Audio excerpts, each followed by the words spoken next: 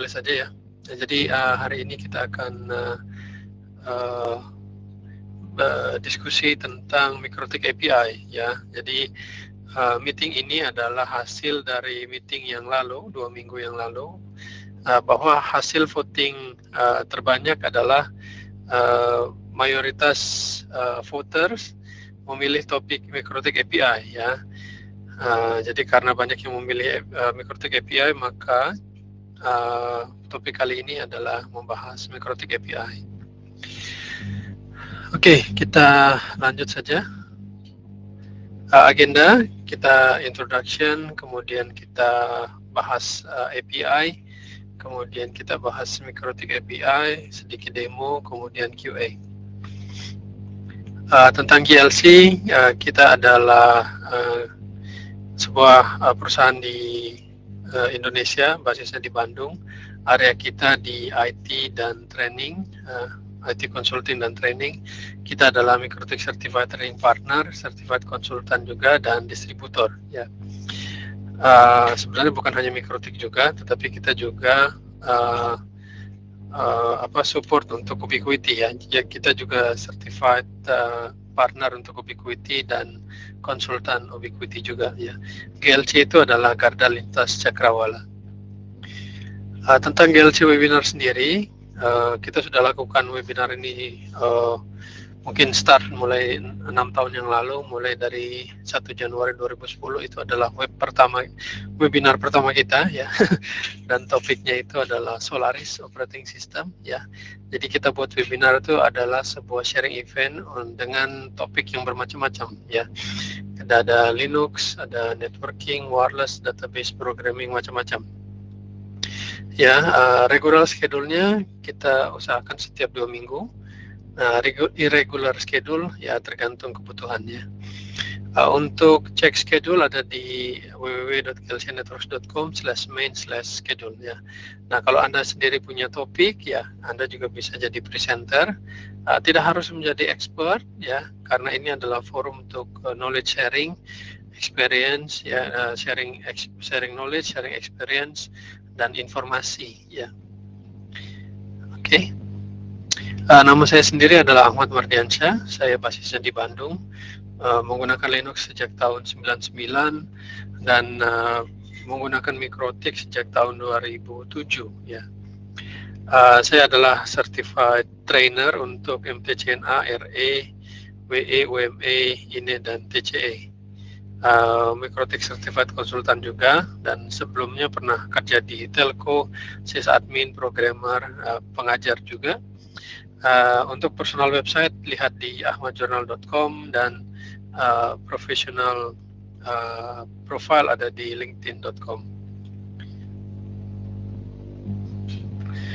Untuk perkenalan tadi sudah ya, dari mana-mana.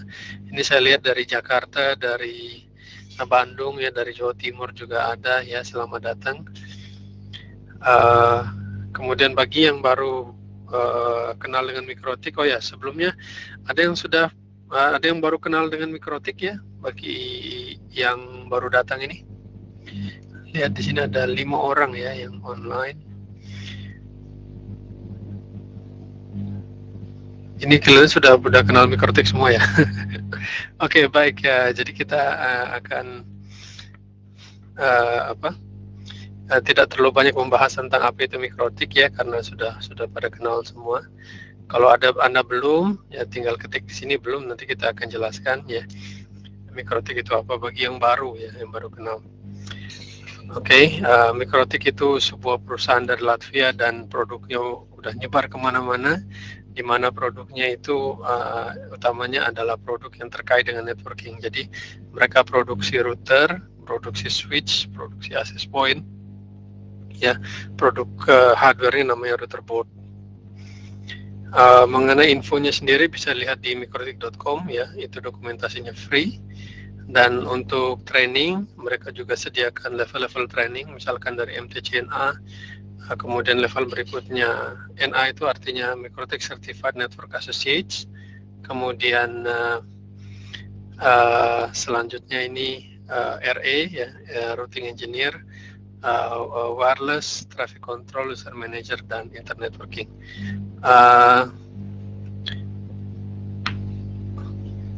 Sertifikatnya valid selama 3 tahun, ya. Kalau sudah expired maka perlu ujian lagi. Ya, kita langsung masuk ke API ya. Jadi apa itu API? API itu adalah Application Programming Interface. Itu adalah set of subroutine definition protocol tools untuk membuat application software. Jadi application itu adalah sebuah software dan salah satu tools untuk membuatnya adalah API ini ya. Di API ini itu mendefinisikan metode untuk komunikasi ya antara various software komponen.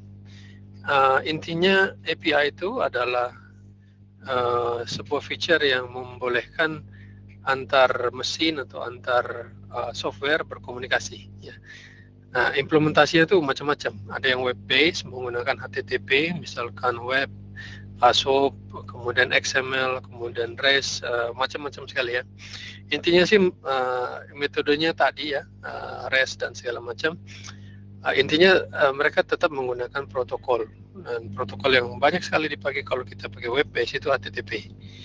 Ada yang operating system ya, berbasis operating system. Jadi ketika kita develop daemon, misalkan Apache, Nginx ya, kalau kita buka source code-nya Apache atau Nginx, berarti dia menggunakan API yang disediakan oleh operating system. Nah, karena operating systemnya itu beda-beda, ya ada Linux, ada Windows, ada FreeBSD, ada Solaris, ya maka source code dari tiap-tiap operating system ya itu berbeda ya. Jadi sama-sama Apache-nya, tetapi ada Apache untuk Solaris, ada Apache untuk FreeBSD, ada Apache untuk Windows ya. Ada juga API yang tergantung dari hardware ya, misalkan kita mengakses microcontroller. Jadi ketika kita mengakses microcontroller untuk Arduino, komennya itu beda dengan ketika kita memprogram yang lain gitu ya, microcontroller lain. Atmel atau intinya microcontroller yang lain. Jadi sebenarnya kalau kita programming mau tidak mau pasti kita akses API gitu. Tanpa API kita nggak bisa bikin program. Nah, kenapa kita menggunakan API? Untuk machine to machine communication. Ya, contoh misalkan ya, saya buat sebuah website exchange rate ya. Jadi informasi kurs ya. Saya punya uang $12 itu berapa rupiah gitu kan. Nah, itu kan harus masuk ke websitenya ya, exchangerate.com atau apa gitu ya, xa.com gitu ya. Nah, dengan adanya API, jika di xa.com itu membolehkan API diakses, kita nggak perlu harus akses ke sana gitu ya. Ya, jadi mesin kita bisa langsung mengquery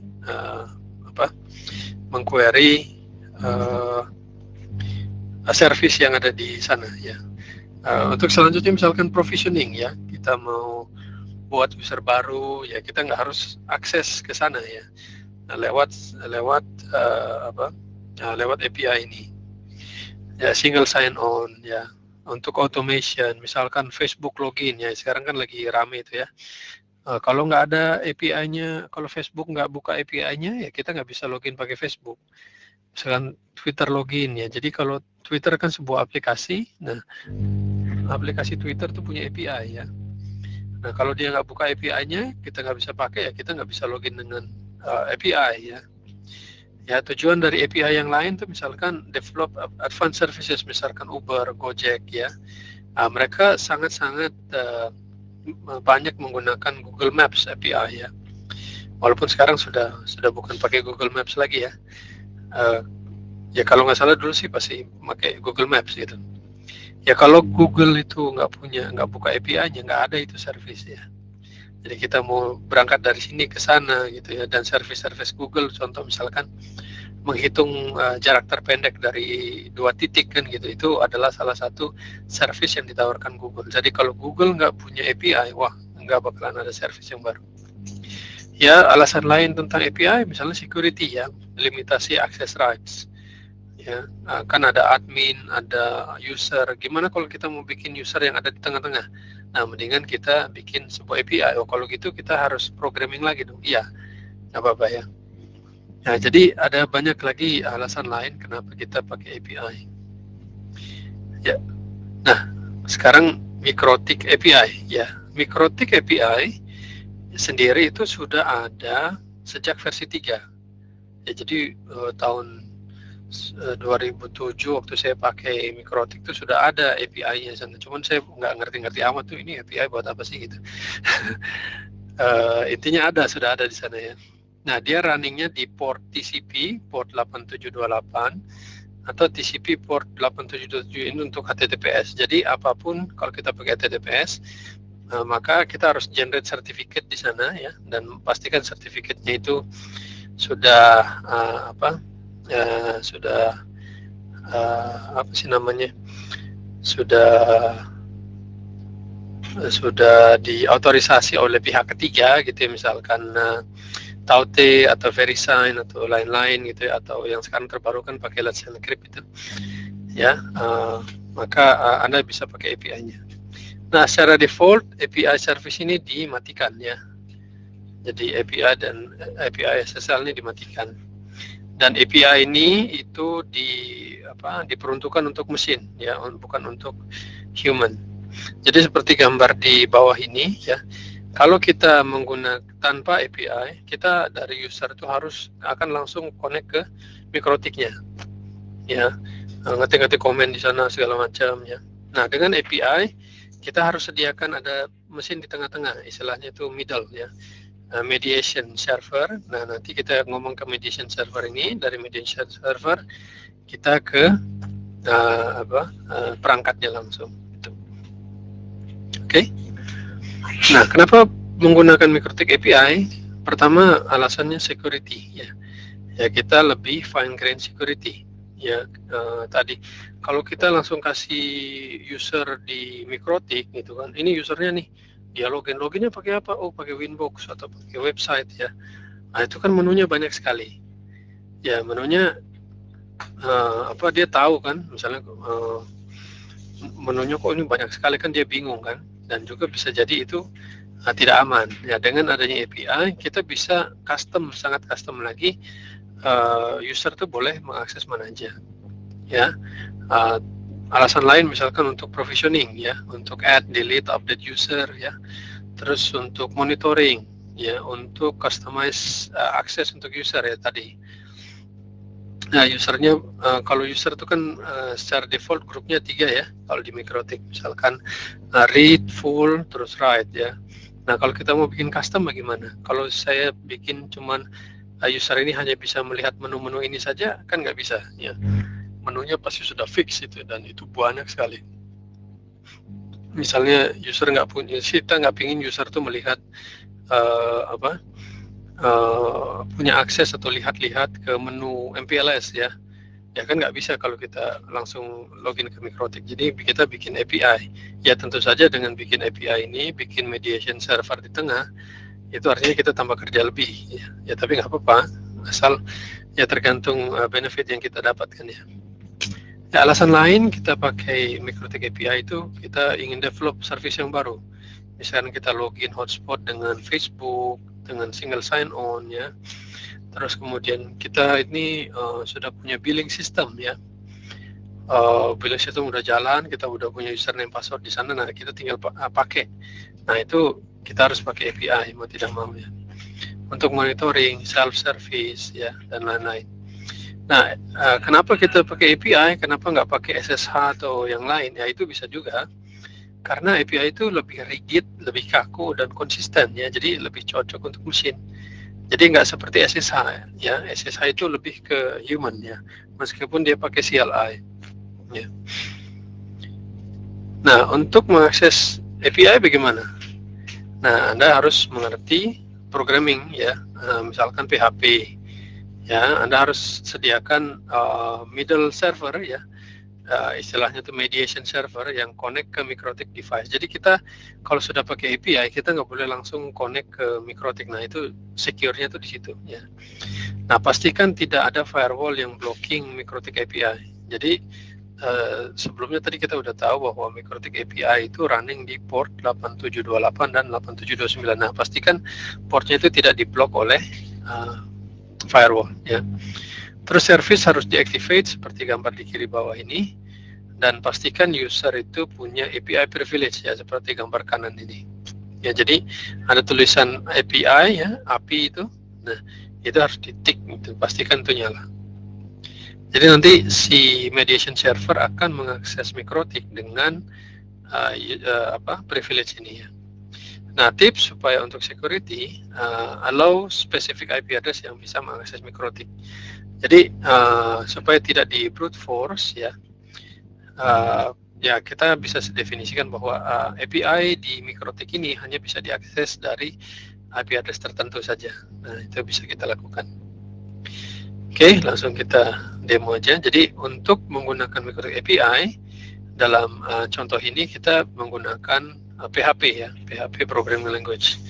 Nah kemudian nanti kita perlu pakai PHP Mikrotik class ya, yang sudah dibuat oleh Ben di sini ya. Anda ke GitHub saja, kemudian router OS API, nanti Anda download. Nah kemudian nanti di programming kita tinggal include saja itu. Ya ingat ya, jadi Anda harus mengerti programming ya. Terus harus ada web server ya yang diakses di tengah-tengah sini, mediation server ya. Ya jadi mediation server ini adalah ya namanya juga mediasi ya. Dia ada di tengah. Satu sisi dia connect ke user, sisi yang lain dia connect ke device gitu. Oke, tanpa API bisa nggak? Tanpa mediation server bisa nggak? Nggak bisa. Ya, Anda harus punya ini ada mediation server di tengah. Jadi kalau bisa diakses ya percuma aja kita pakai API kan. Gitu. Nah, contoh script ya, ini untuk setup initial connection. Require Mikrotik ip.class.php ya. Nah ini sebuah file PHP ya. Dapatnya dari mana? Dapatnya dari yang si Ben Banking ini ya. Anda download, kemudian taruh source code-nya. Nah kemudian kita definisikan IP address Mikrotiknya ya, 88.1, username, password. Nah sudah, terus kita bikin instance yang baru di sini. Nah kemudian kita debug ya, debugnya nyala. Kemudian baru kita connect ya, /$API, kemudian kita connect ya, kita masukin IP address Mikrotik, username, passwordnya udah masuk ke sana. Nah kalau sudah, kita ceritanya ini adalah kita ingin memprovisioning user hotspot ya. Nah jadi kita sediakan ada 5 user hotspot di sini ya, kita bikin array. Ya tahu ya array ya, jadi array index 1 namanya user 1, passwordnya pass 1. Kemudian array kedua, array ketiga, 4 dan 5 ya, ini kita bikin user. Nah terus karena kita bikin array, kita bisa pakai looping kan, for each user stmp ya, username sama dengan ini, username dot tmp name sama dengan ini ya, dan seterusnya. Jadi kita masukin di sana ya, profilnya juga ya. Kemudian ya, jadi name itu harus pakai tanda sama dengan ya, jadi username sama dengan berapa, username sama dengan di atas tadi ya, name itu baru isinya ya. Jadi nama pertama itu, nama variabel pertama itu harus kalau dalam kasus ini ya, itu harus tanda sama dengan, name sama dengan. Nah itu variabelnya. Terus kontennya itu kita nulisnya di sini ya, username ini. Oke. Selanjutnya, nah baru kita add. Nah ini komennya ya, /IP hotspot user add di sini. Nah ini artinya kita execute add command. Kemudian kita write lagi ya. API namanya write lagi ya, nama username-nya ya, kemudian masukin passwordnya, kemudian kita masukin nama servernya, kemudian masukin nama profilnya, selesai. Udah selesai gitu ya. Terus kita bisa bikin array di sini, kemudian $API read, kita baca tadi yang sudah kita provisioning, kemudian kita ini untuk debug ya, untuk mengecek apakah user kita sudah masuk atau belum. Nah, kita echo, kemudian print R. Jadi print R itu kan untuk array. Nama arraynya apa tadi udah kita definisikan ya. Arraynya itu adalah dari sini ya, API. Nah, kemudian echo lagi untuk penutup ya. Nah, jangan lupa terakhir kita disconnect API-nya. Oke, begitu tadi ya. Sekilas tentang API, mudah-mudahan jelas ya. Silakan jika ada pertanyaan.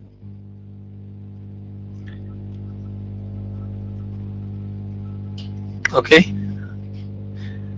silakan jika ada pertanyaan.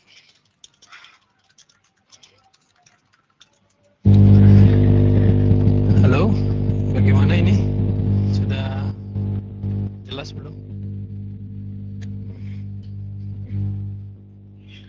Jadi materi hari ini cepat aja ya.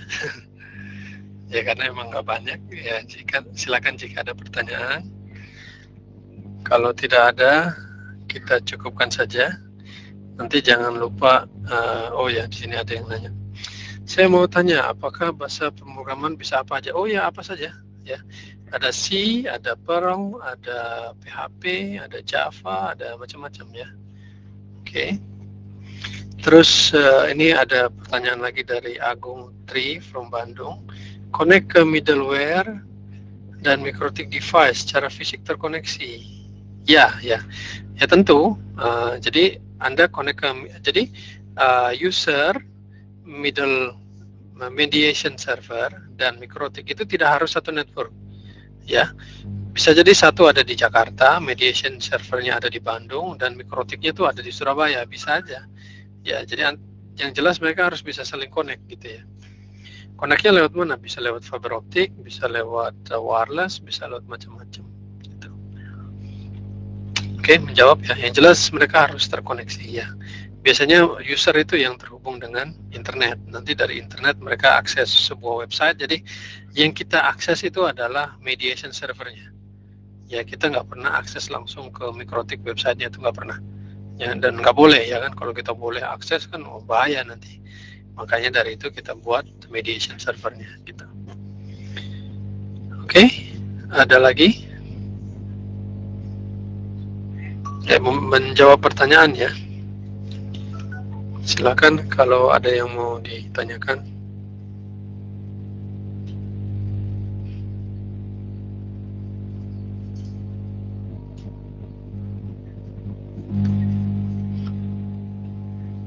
Oke, ini kelihatannya sudah tidak ada yang mau ditanyakan. Baik, kalau sudah tidak ada yang nanya, silakan kalau usul juga boleh ya. Jadi 2 minggu lagi kita mau buat webinar ya. Silakan silakan usul topik apa yang mau dibahas nanti. Ya, silakan.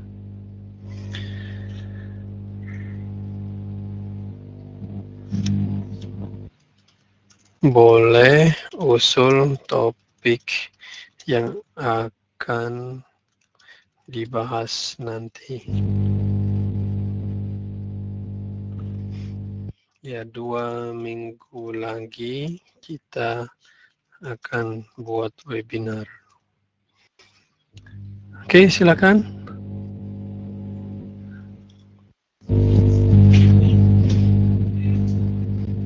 Oke, the dude. Oke, ada lagi. Terima kasih, ini satu.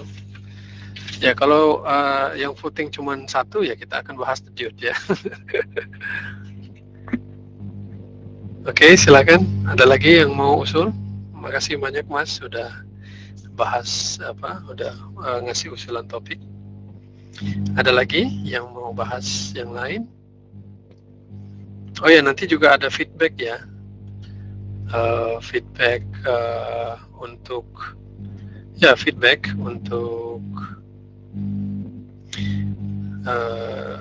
untuk ini ya, untuk webinar ini. Nanti Anda bisa tulis juga di sana.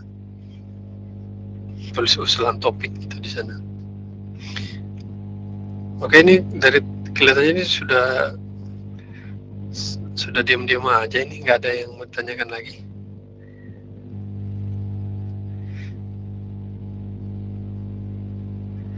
Baik, ini kelihatannya sudah selesai ya. Jadi dan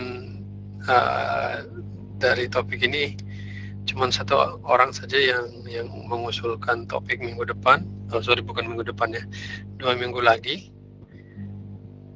Oke, sudah tidak ada lagi ini, tolong ya, tidak usah malu, silakan tulis saja di sini.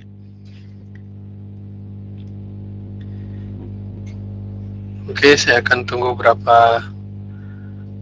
beberapa saat lagi sebelum kita stop.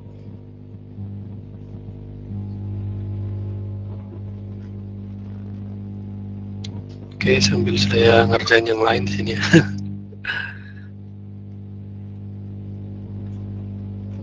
Oke, baik, kalau sudah tidak ada, kita putuskan saja. Oh ya, di sini ada yang usulan PPPOI, oke. Oh ya, buat yang ingin melihat rekaman, jadi webinar ini direkam ya, dan rekamannya itu diupload ke YouTube.